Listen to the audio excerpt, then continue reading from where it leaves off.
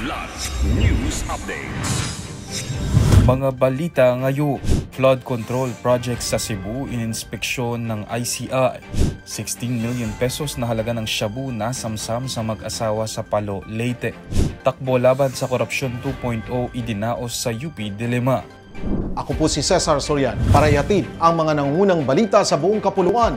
Ngayon, 2 linggo matapos ang mapaminsalang baha sa Cebu noong Bagyong Tino, sinimulan ng inspeksyonin ng Independent Commission for Infrastructure o ICI ang mga flood control project sa Cebu ngayong linggo, November 60.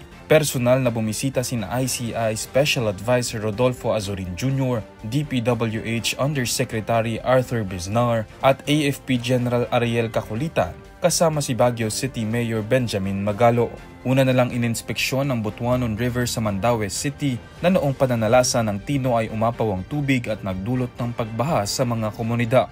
Nakatakda rin silang mag-inspeksyon sa Talisay City, Cebu City, gayon din sa Liloan upang suriin ang mga proyekto doon at tiyakin na naaayon ang mga ito sa nakatakdang pamantaya.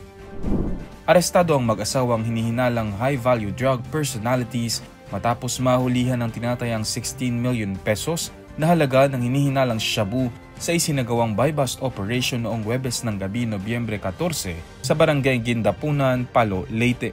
Tinukoy ang mga suspects sa alias na Ana at Buding.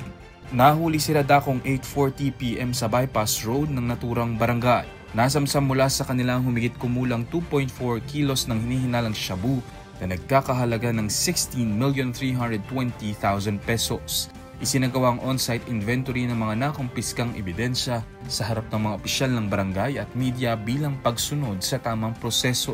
Kasalukuyang nakapiit ang mga suspects sa Palo Municipal Police Station na nahaharap sa kasong paglabag sa Republic Act 9165.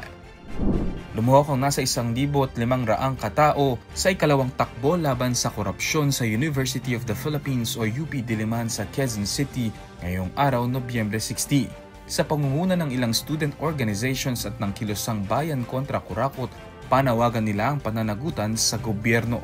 Bukod sa fun run, tampok din sa pagtitipon ng ilang booths at stations kung saan nakabalandra ang mga mukha ng mga idinadawit ng mga personalidad sa katiwalian sa flood control projects. Bahagi ito ng build-up o paghahanda para sa mas malaking protesta sa Nobyembre 30, Protestang Bayan kontra Kurakot.